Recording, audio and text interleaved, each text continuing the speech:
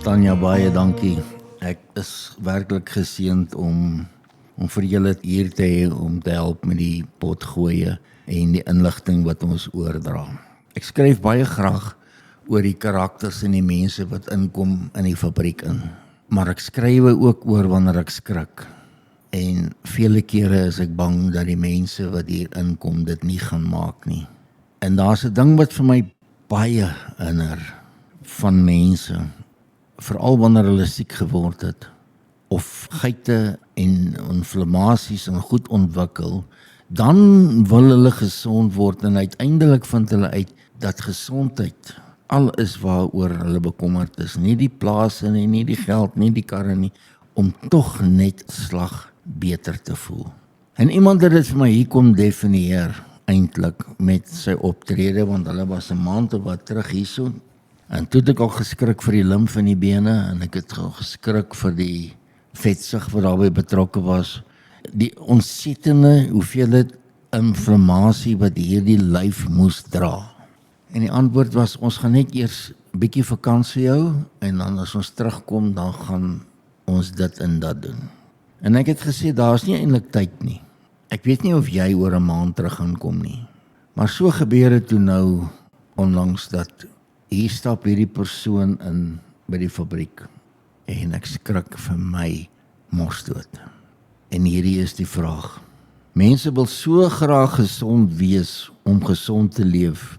Hulle vrees siekte en die dood, maar hulle besef nie dat hulle met hulle onkunde en met hulle lekkerte hulle self siek eet en dood eet nie. Kan onkunde wees, kan verslawing wees, kan slegte gewoontes wees, ek weet nie wat dit is nie. Maar dit kan ook wees dat hulle nie omgee wat hulle aan hulle self doen nie, en dit kry ek nie verstaan nie, want as jy graag wil leef en jy wil gesond wees, is daar opofferinge wat jy sal moet langs die pad inbring. Alles wat die moeite werd is in die lewe verg opoffering en 'n keuse verg dissipline. Dit verg kennis. En weet jy wat? Bo alles, dit verg respek en liefde vir jouself en dit waarmee jy jou gesin nalat. En dit begin alles wat jy in jou mond sit, in jou handjie, in jou vingers sit en dit in jou mond sit. En nie vir jouself die vraag afvra, wat doen hierdie goed aan my lyf nie. So staan enkele dae gelede 'n tante hier by ons in trane. Wonderlike, pragtige, ou, waardige mense. En die tante staan in trane, want op die bed lê haar man, sy sere het omtrent dubbel vergroot, sy bene het omtrent verdubbel, en toe ek mooi in die gesig kyk, toe sien ek maar, die man is bloedrooi en die lippe is al blou. Daar's enorme druk op sy hart en op sy longe en op sy brein, en ek skrik vir my yskoud, want gaan hy hier 'n hartaanval kry, gaan hy 'n aneurysme kry, gaan hy 'n bloedklont deur die brein kry, wat op aarde gaan ek met my mense maak, want ek is nie gereed vir dit nie. En ek het met die ou baas gepraat, baie ordentlike, waardige ou baas. Sy staan hier in trane, sy wil nie haar man verloor nie, maar hierdie man het geen lewe nie, geen. Die bene pyn, die water loop uit die bene uit, dit is opgeswel. Hy kry nie gepiepie nie, die prostaat pla, dit jaag hom 10, 12, 20 keer uit die bed uit in die nag, en hy kry nie gewater nie. Hy kry nie geslaap nie, die brein kry nie suurstof nie, hy kry nie geloop nie, die lyf is 'n konstante brandpyn, en hy's hartlywig toe, tot die dood toe. Hy het in hierdie afgelope maand dat hulle op vakansie was, het hy 3 keer probeer om verligting te kry by die toilet en hy kon nie. En wat my herinner is dat hy was hier, ek het hom gesê wat om te doen, maar hy wou eers gaan vakansie hou. En vakansie beteken als eet, chippies en sweeties en lekker aardappels en pizza's en uiteet en preserveermiddels en 'n ou ietsie drink in die aand, en die liggaam moet hierdie nok net vat, want 'n mens word groter en groter en groter, en jy oorlaai jou hart, jou lewer, jou niere, jou selle, jou blaas, jou senuwees, jou brein, met hierdie afval wat jy soos 'n worstopper in jou indruk. Ek het my flou geskrik en dit help nie 'n mens probeer nou ordentlik wees nie. 'n Mens moet nou maar weer die waarheid praat. Tante, is jy lief vir jou man? Baie. Dan hy sê, ek sê, hoekom gee jy vir hom goed wat hom doodmaak, wat vir hom inflammasie gee, wat hom vet maak? Hoekom gee jy, as jy vir hom lief is, hierdie goed? Hoekom sorg jy nie dat jy sy kolon en sy lewer skoonmaak nie? Hoekom sorg jy nie dat hy water drink nie? Nou sê jy vir my, jy gaan alleen wees as hy doodgaan. Hoekom is ons so lief vir ongesonde kosse? En ek hoop mense wil baie graag na hierdie potgooi luister. Luister mooi as ek vir jou sê dat moderne kosse wat pragtig verpak is, niks werd kosse is, en niks werd kosse is 'n groot multi-miljard rand besigheid. Dit is niks werd produkte wat duur verkoop word om maksimale wins teen die goedkoopste insetkostes te bewerkstellig. En dit is dit. Dit is 'n geldmaakbesigheid. Dit is nie 'n gesondheidsbedryf nie. Dit het omset en wins ten doel.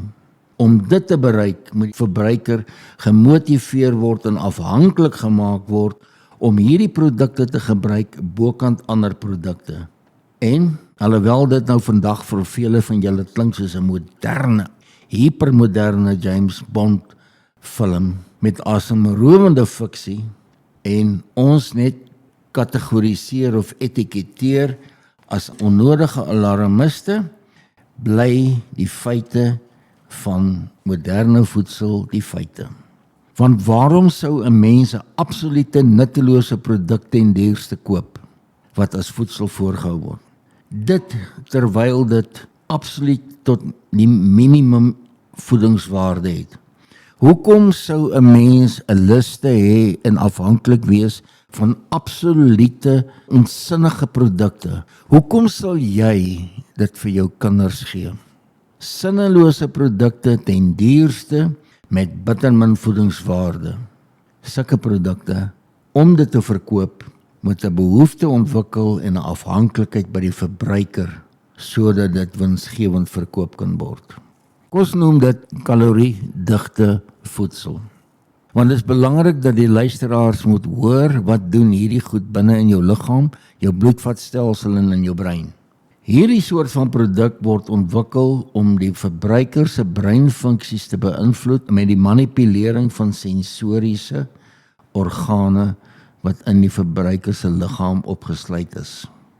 Om nuwe maniere van gebruik en behoeftes te vind en die beste resultaat om maniere van verbruik te skep sodat die verbruiker gedurig aan hierdie lekker goedjies wil pesel en wil eet.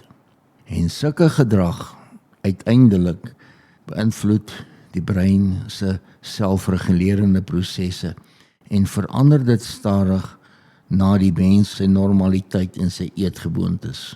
Van gesonde eetpraktyke na ongesonde kosse en ongesonde eetpraktyke.